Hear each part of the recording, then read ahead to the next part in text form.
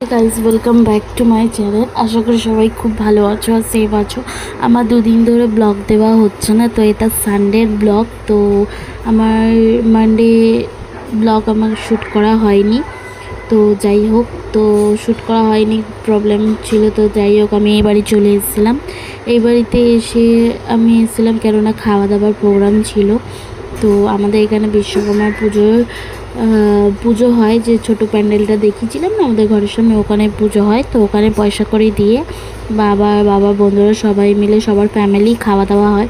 তো আমাকে, শুভেন্দুকে, রাহুলকেও বাবা আসতে বলেছিল, সবাই বলেছিল যে তোরা এসে খেয়ে যাবি। তো আমি গেছিলাম তাড়াতাড়ি, তো কেননা গিয়ে আমি চলে গেছি তাড়াতাড়ি বলতে আমি ক্যান্ডিকে খাইয়ে দাইয়ে গেছিলাম। তো তারপরে আমি এখানে দেখাচ্ছি হচ্ছে সেইবারে জুডিও থেকে আমি লিপ গ্লসটা নিয়েছিলাম, আর মায়ের জন্য একটা লিপস্টিক নিয়েছিলাম। মাকে একবার লিপস্টিক অর্ডার করে দিয়েছিলাম, অন্য লিপস্টিক চলে এসেছিলো, তো তাই জন্য আমি ওখান থেকে লিপস্টিক নিয়ে এসেছিলাম মায়ের জন্য। মা ডার্ক চকলেট কালার বা ব্রাউন কালার মার লাগাতে খুব ভালো লাগে লিপস্টিক।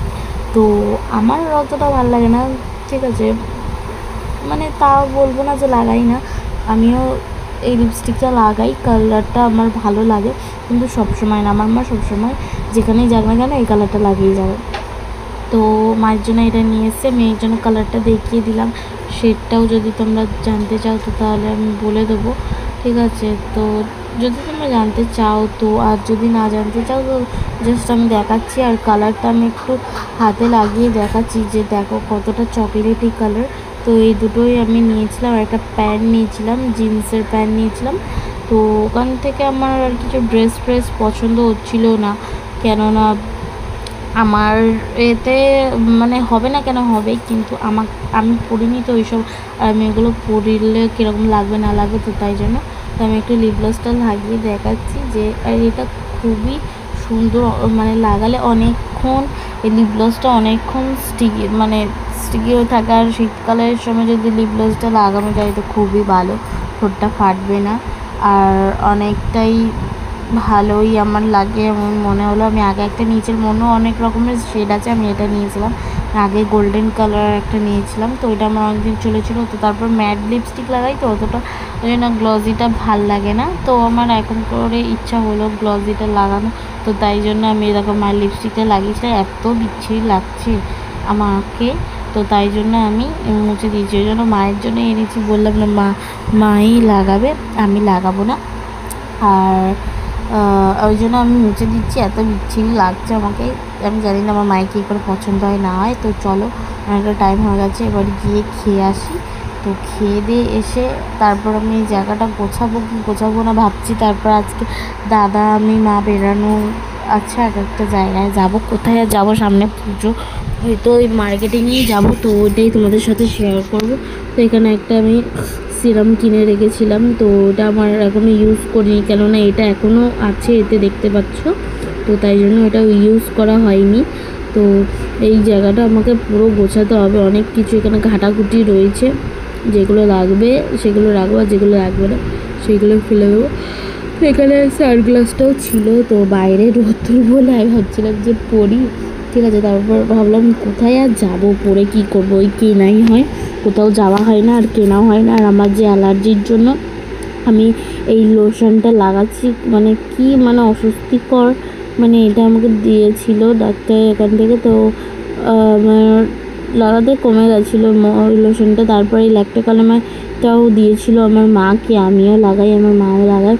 এটা একটা বড়ো ডাব্বা শেষ হয়ে গেছে, আমার কাছে একটা ছোটো ডাব্বা ছিল।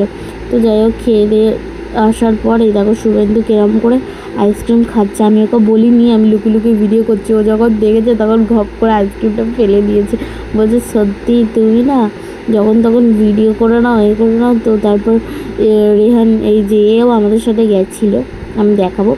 তো ও বলছে দেখি আমাকে জুম করো দেখি, আবার বলে আমি বলছি কেন জুম করছিস, তো বোতল দিচ্ছিস কেন, দেখতে দে, তুই চলে যাচ্ছিস। তো যাই হোক, তো তারপর ওদের সাথে আমি গল্প করে ওরা ওদের মতো চলে গেল।